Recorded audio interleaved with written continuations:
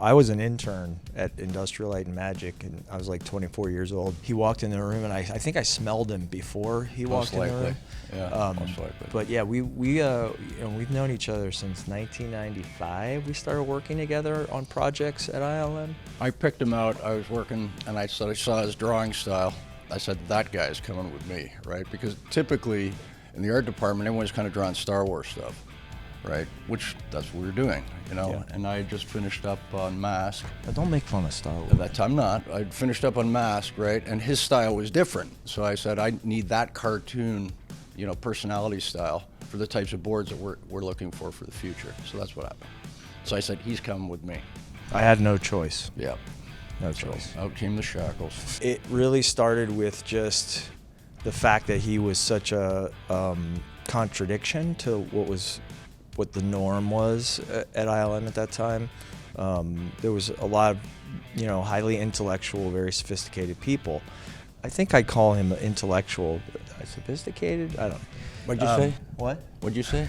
But yeah, his reputation definitely preceded him. Everybody kind of knew, you know, if Steve was going to be at a meeting, it was going to be kind of crazy and fun, and probably, you know, have to spin off into other directions before anything really, you know, like got down to business. But that's what was fun about him, was like it was always like a party wherever you went when he was in the room, and so that was kind of the reputation that preceded him, as well as his incredible innovations and things that he had accomplished before I ever got there. Well, as odd as it sounds, I mean, it was the Abyss, you know. I mean, that's sort of the first example. That was sort of a scene that Cameron had said he'd throw away if it didn't work, right? And it was 18 scenes, 72 seconds. So it took about 6 months for me to animate that. But there's some of the gentle personality in that I really liked. The facial stuff, you know. Terminator was kind of a ice pick to your eye, and Jurassic was kind of a defying authority challenge more than anything. You know, I wasn't really a huge dinosaur fan. I was a fan of engines, you know, so it was kind of breaking the back of standard and convention that drove that. So the Abyss was kind of a very innocent thing. You know, it was a very small department, and George Lucas was kind of done with the computer things. He had sold that division, which became Pixar. So we had to sort of prove ourselves. So they brought me in as the only animator, and knowing Alias at that time. So my job was to animate those sequences. So I still like that the most, for whatever reason, you know. No, I think that we were just kind of there for that, and they needed a solution. I was brought in to sort of figure it. Mark was brought in, you know, to solve the sort of the code side. I was brought in to solve the animation, the building of the data side for the Abyss.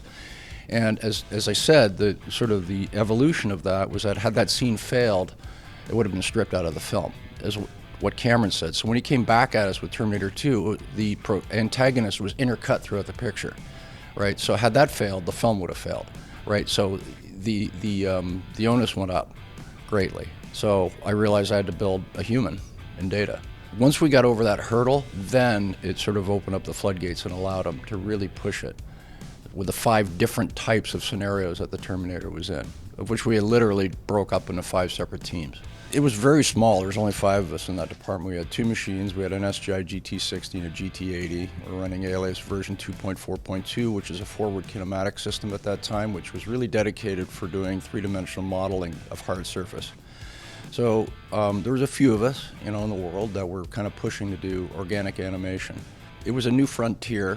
And you pit yourself with a personal challenge. Like, if you don't solve it, there's going to be a problem, right? Because, you know, George Lucas was not going to throw more money in that department, so we had to really prove it. So we fell on the radar again, you know. And then with Terminator, we got 30 more machines, right, just to do the calculation for those scenes, which was 35 shots in T2 at about 3 minutes of animation at that time. That took us a year and a half to do, you know. So when I look back at it, you know, there was stress all the time.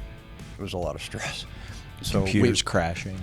Yeah, so I play the bagpipes. So I used to play the bagpipes to the actual computers. There were 340 VGXs, you know, 30 of them on NFS, and they're all running the Motorola 68040 chip at that time. So I would play the bagpipes to them so they wouldn't crash at night, right? Because if you dropped a frame, and they were dumping to a digital frame store in Abacus 862. So if they dumped a frame kind of thing, then the scene was blown, right? So the frame had to be made up, and the way motion blur operates, right, is that it has to motion blur in that frame, so you have to run the sequence again.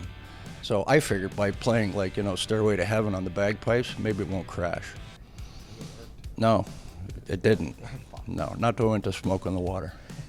February of 1991.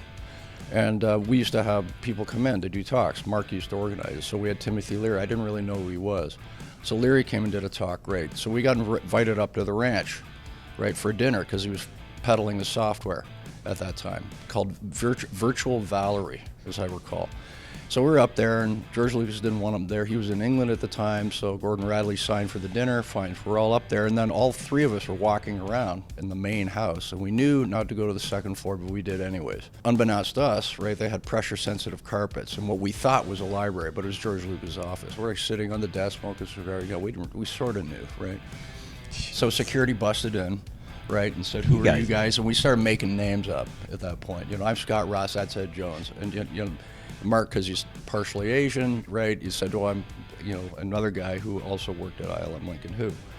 And so the next day, the call came in, and they, Scott said, "What the hell do you guys do?" And nothing. We're just messing around. I said, "Well, they want you fired." I went, "What? You're kidding me."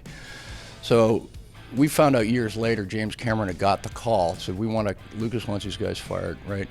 And they said, and Cameron said, and he told us, he said, if you fire Steve Williams and Mark DePay, I will yank Terminator 2 from ILM. So we didn't know that till years later, but they had to figure out a way how to penalize us. So they banned us from the ranch, right? And we didn't I never got a Christmas bonus in the 10 years I was there.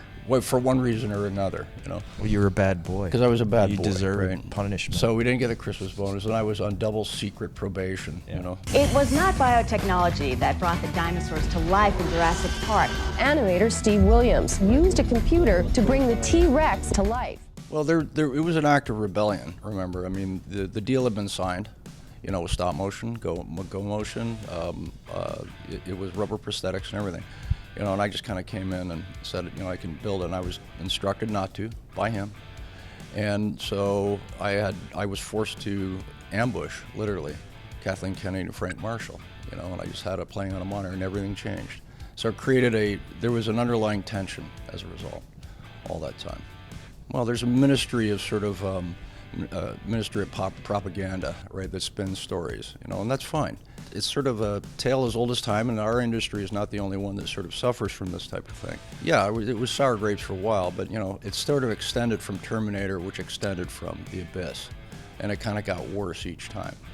And then so I thought, in order to guarantee, that A, this is an idea I think we should pursue, and B, to sort of like who was the guy who did it kind of thing, I ambushed them, literally, as I said in the Netflix thing, and that created a real problem. But it's a good thing I did, or I wouldn't be sitting here, I guess. No, I got a very evil eye, very evil eye. Stink eye. Oh yeah. I had basically defied authority. No one really knew. There was only like myself and Fangmar and DePay only knew I was working on it, And I guess Dennis had heard a rumor, and he told me literally. He said, "Don't bother doing this, kind of thing. It's impossible." I said, "Okay," and I didn't listen, because I just kind of believed it was going to happen. It was inevitable. So whether I did it or someone else, that was the tension that existed there, unfortunately. And it shouldn't have been that way. It really shouldn't have. But there should have been the embracing of new ideas, of which Mark and I were always pushing all the time. Absolutely, I think I do. And I kind of warned about it, and it didn't really, because it's sort of it's like Oppenheimer when he got close to the actual thing, he quit and simultaneously was fired. So he basically tactically shared that information with other people to create a balance across the board. What we realized pretty quickly is that because we're all kind of learning in this process, it was still photochemical, right? All the composites were done, right, with digitally and then scanned back out on film. Of course, that all changed with CMOS APS sensor shooting and all the digital and deep DLP projection, right? So once photochemical went away and Technicolor went away, that was a whole new world because we're no longer adding film grain. Yeah, I did say some things. I think what we've done is really, this is sort of the beginning of the end of movie making, because now the antagonists, which are the visual effects, are becoming the protagonists. And I kind of said it back then, 30 years ago. Everyone got really mad at me, but I think today it's kind of fairly obvious is what's happening. You know, if you look at the merge between storyline of video game and movies, there's really a fine there's not even really a fine line between the two of them. You know, it's like you draw blood right away.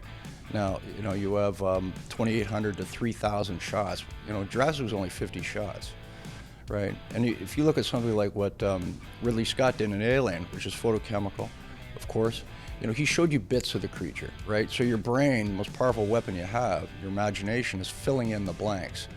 And one of our things was showing the money shots, 5-6 second shots of a dinosaur, full frame. You know, all of a sudden you desensitize audiences. So you have to somehow up it, right? So now we're in this fentanyl franchise, right, of Jurassic, where it's like, you know, we found a bigger creature that we didn't think existed, but it's even bigger than a Rex. Oh, great, okay, run the trailers.